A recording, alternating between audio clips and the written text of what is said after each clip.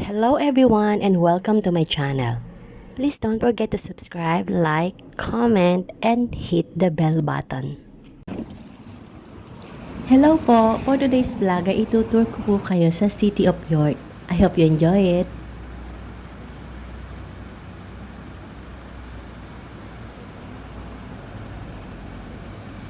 Now has to make 2 weeks off.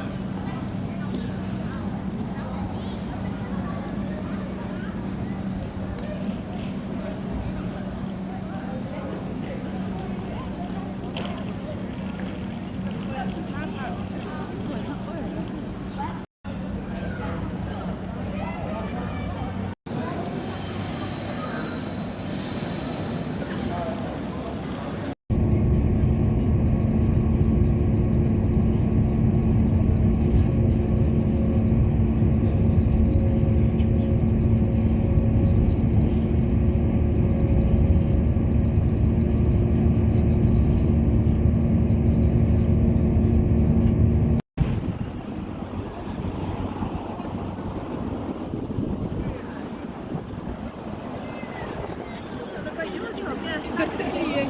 Take care. Bye.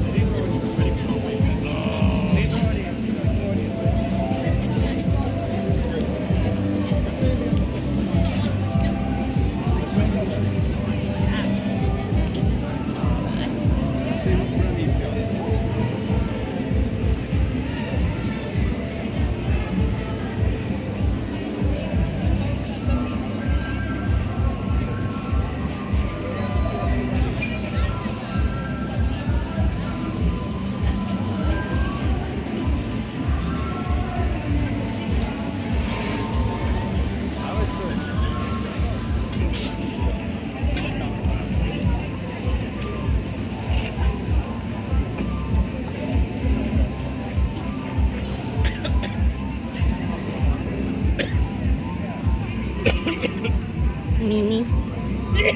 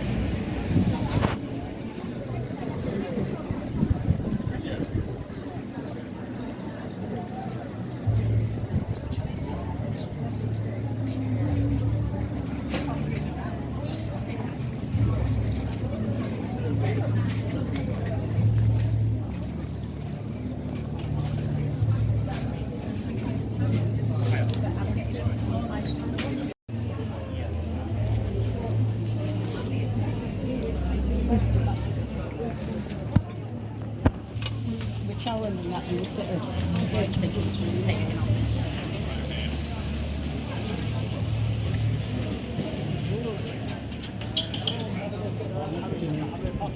Nice building here. Oh yeah. Yeah, true. Jack, can you hold on one sec?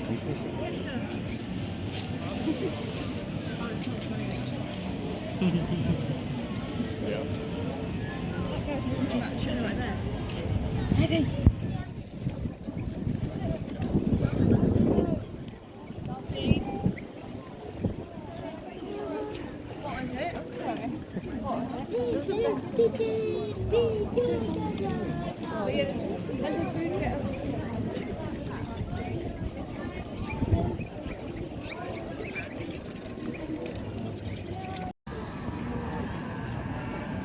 Ito, isang box yan. Isang box na siya.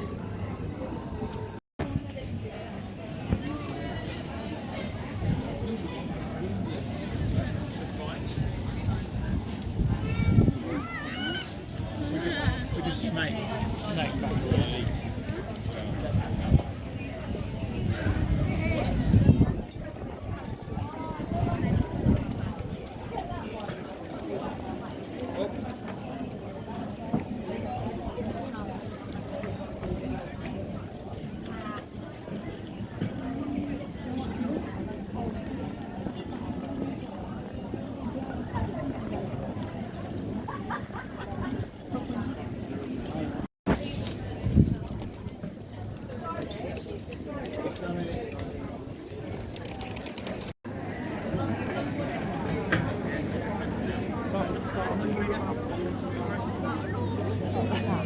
So we're just stuck on that.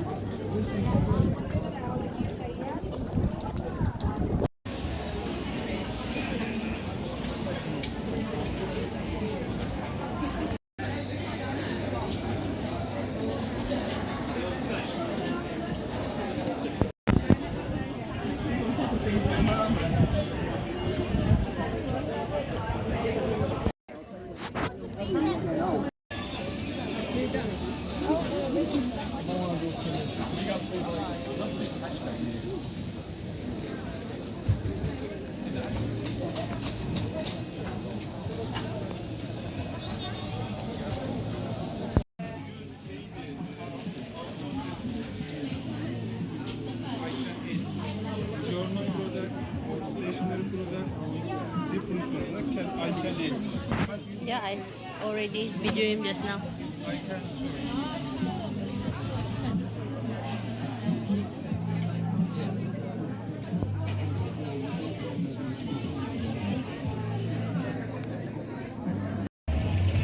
Yeah, but you're going to be pissed off if some guy comes in and wants £10 more than you and takes it 10 minutes before you.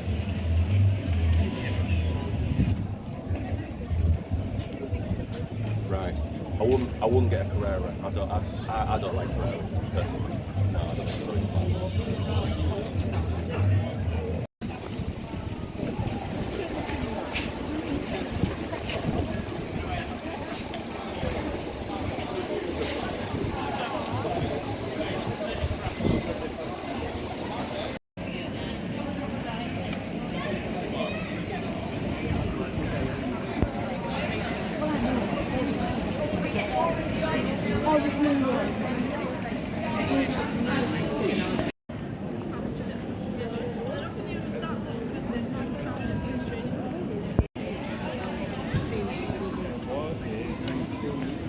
Where's Morgan?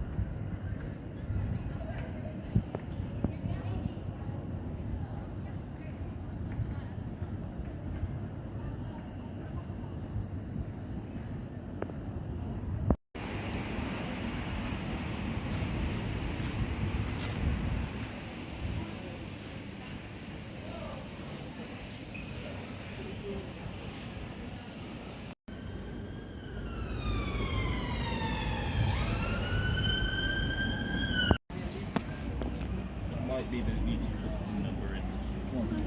What's your grandma made this?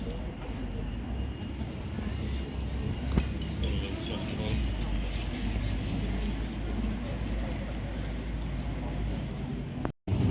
Ayan, sasakay kami dyan.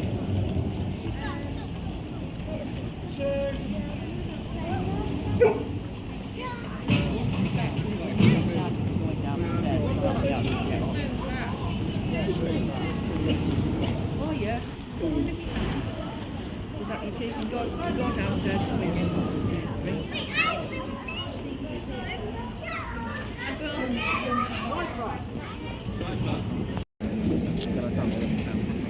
Good afternoon.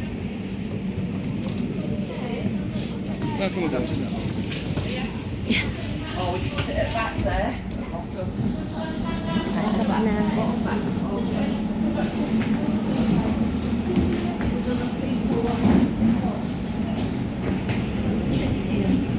You don't want to sit on the stairs. Sit here, what?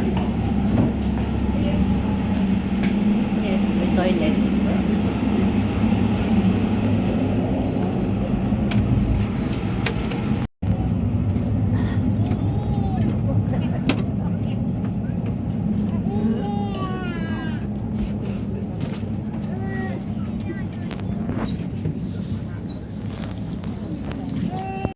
Passengers overall, 73 ink. Yeah. Following safety announcements, River Palace has enough buoyancy apparatus on board for all passengers. Located on the upper deck, we have orange buoyant apparatus and also orange life rings. In addition to these, we have 2 inflatable life rafts. Downstairs in the main saloon, we have fire extinguishers. Behind the bar, we have a first aid kit for my son of George Stevenson, of Stevenson's rocket fame. The bridge is unusual in its design. Train lines are higher than the walkway, so if you're walking across the bridge and a train comes along, it will rumble along at head height. In 2015, the entire top of the bridge was removed and replaced by the section that we will shortly pass under. 2 large cranes came along, lifted off the entire top of the bridge and dropped it into a nearby car park over on the right hand side. They then dropped this newer section into place. Preparation for this lift was over 6 months in planning. When it came time to lift the bridge, it only took 2 days and 2 nights to accomplish, so it was quite quick overall. One of the many reasons they changed the top of the bridge over in the first place was holes were starting to appear by the tracks. Sometimes when trains used to come across, some of the stone ballast used to shake loose and fall through the gaps into the river below. It could be particularly hazardous if you're taking a boat under there at that particular moment. For all intents and purposes, the bridge we're about to pass under is practically brand new. There should be no holes developing for well over 100 years. Perfectly safe to take boats under again.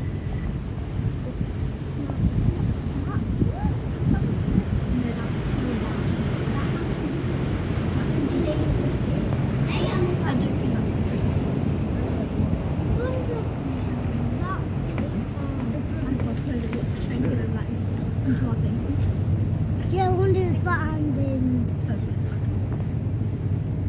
You'll be dead.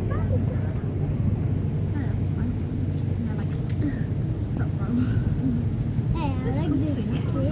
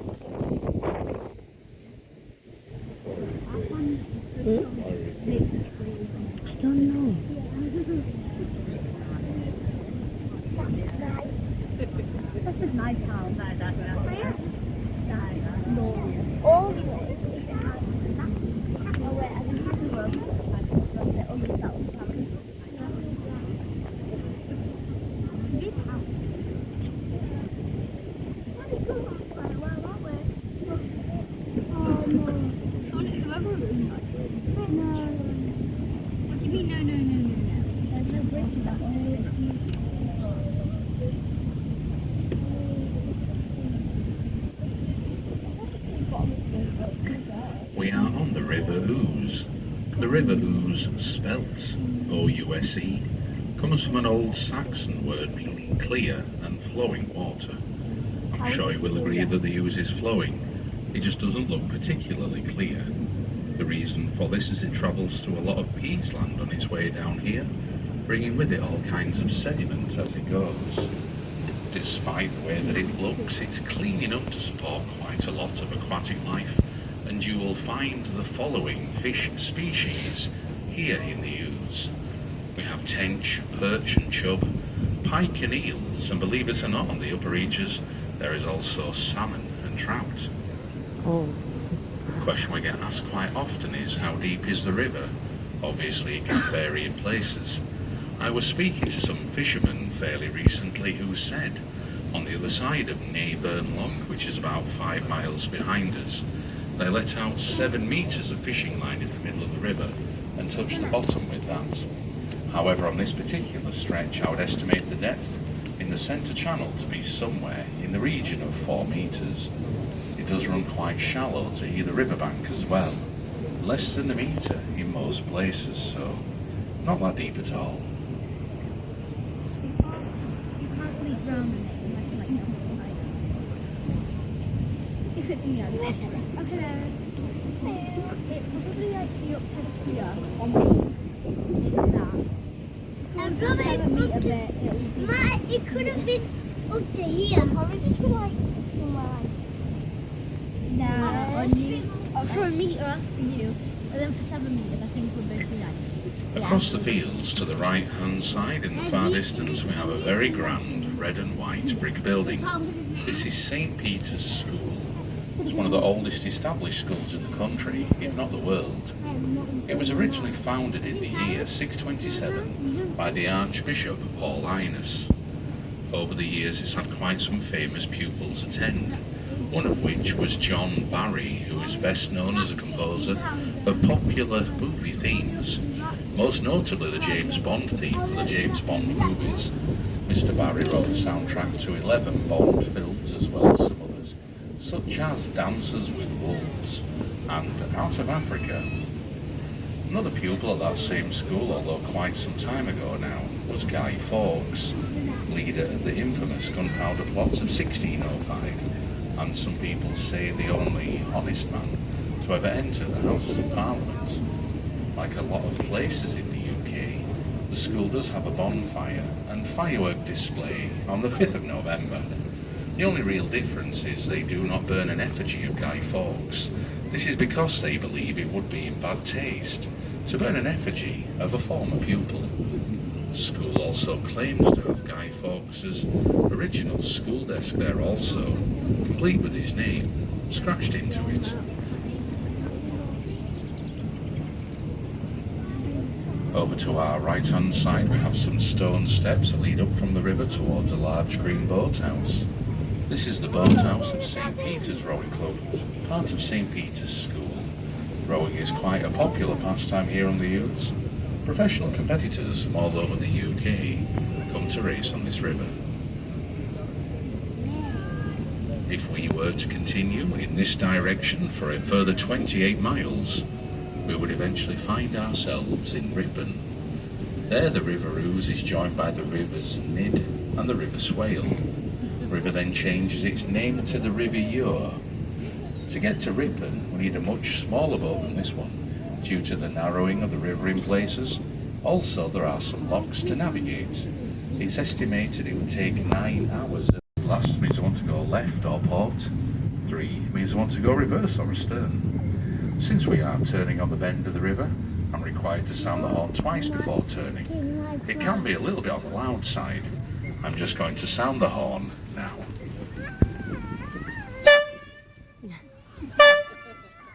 Do you know what Dad fun was to me?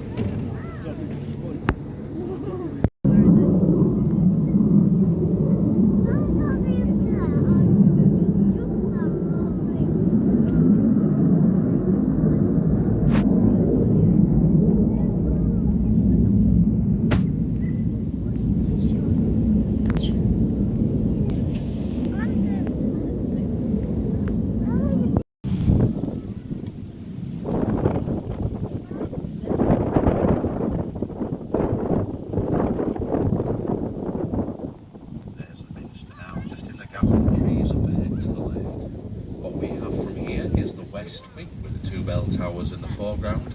In the background we have the Great Central Tower. The Great Central Tower, it should come as no surprise that it costs quite a lot of money to keep York Minster in a good condition. A 1967 survey revealed that parts of the Minster, including the foundations to the Great Central Tower, were at risk of collapse. By 1972, £2 million had been raised and work began to reinforce the structure.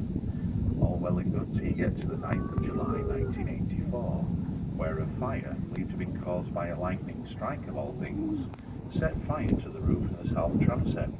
That cost a further £2.5 million to put right.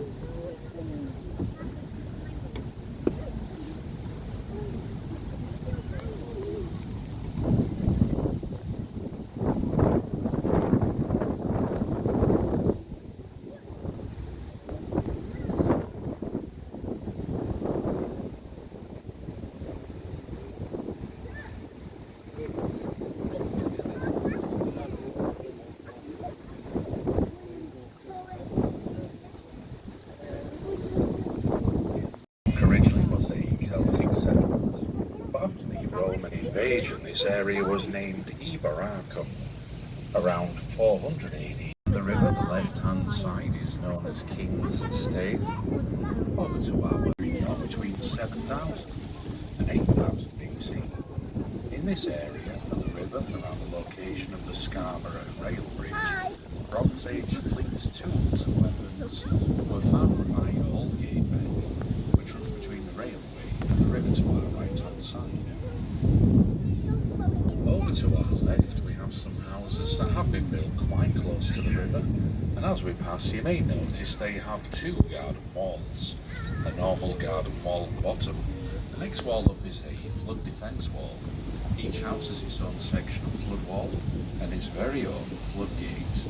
These were installed in 1999, no moment too soon, as the record floods of the year 2000 raised the river level to 17 foot and 10 inches higher than normal.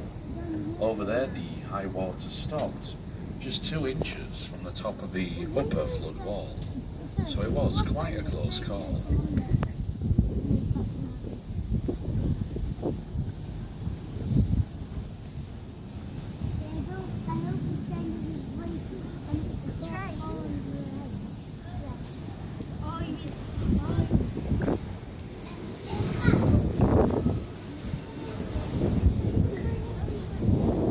Just slightly ahead of us on our left-hand side we have the ruins of Marygate Tower. Marygate Tower was built in 1266 to mark the western corner of St Mary's Abbey. However, during the English Civil War, the tower was damaged by Oliver Cromwell's forces in the year 1644. Cannon fire had reduced it to its current. Just past the tower, on the left, we have museum gardens. We have Lendal Bridge. Lendal Bridge was designed by Thomas Page, the same architect and engineer who designed and built London's Westminster Bridge. There are some similarities in the design between the two, especially with the lamps at the road level and the railings. Originally, a toll had to be paid in order to cross here. The charge was a halfpenny for people on foot. If you were taken across a herd of animals, it would cost you a penny, and 2 pence for horse-drawn carriages. Lendal Bridge was built in 1863. It's the second attempt at building an iron bridge here. 3 years earlier, in 1860, a bridge which was designed by William Dredge collapsed during its construction. There were some fatalities, unfortunately. That bridge was then salvaged from the use and then sent to Scarborough, where it became part of Scarborough's Valley Bridge.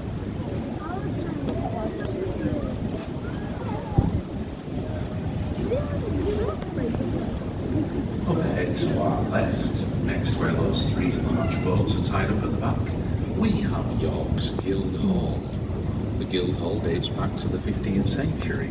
It remained in constant use all the way up to 1942, when unfortunately it was damaged during the Second World War. It was hit in its lower sailing barge, and she is of a Humber keel design. It's this same design of barge which would work its way up from the Humber, bringing cargo into York. The next one along is known as Morning Star, and that one is a Dutch cargo barge. See the difference in size and style between the Dutch and British barges. Both of these vessels are seaworthy. Both are able to make the short crossing from Britain to Europe with no problems navigating.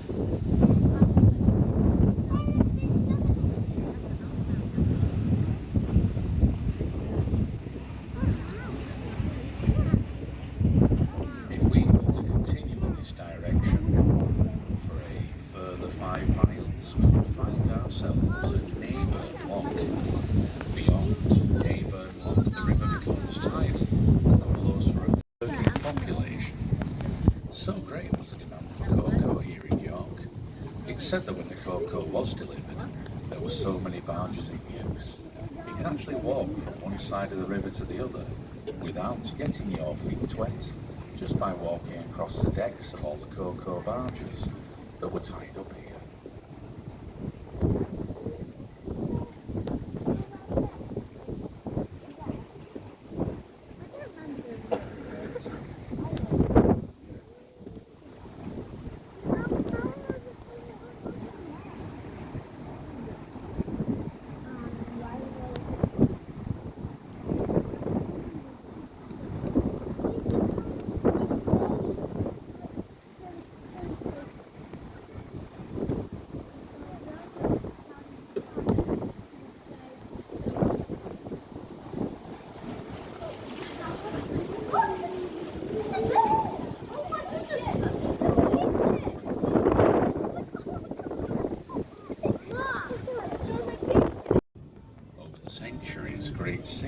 ships that are coming off the North Sea into the mouth of the Humber. It's there that they've transferred their cargo to barges. These barges in turn bring up the river to this point, to the warehouses.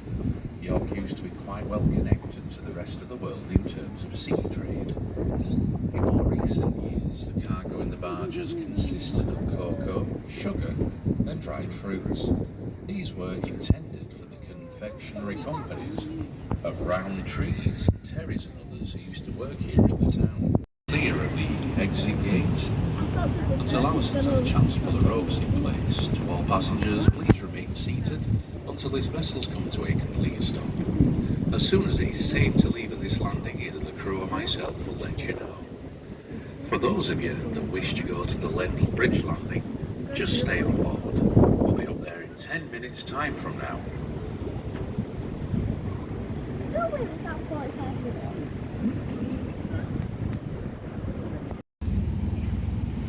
I want to go down that.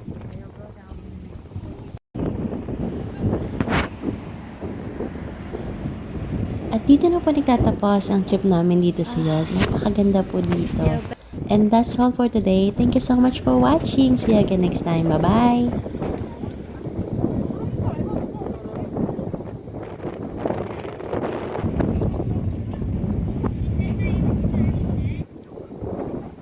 And that's all for the video today. I hope you like it. Thank you so much for watching. See you again next time. Bye-bye!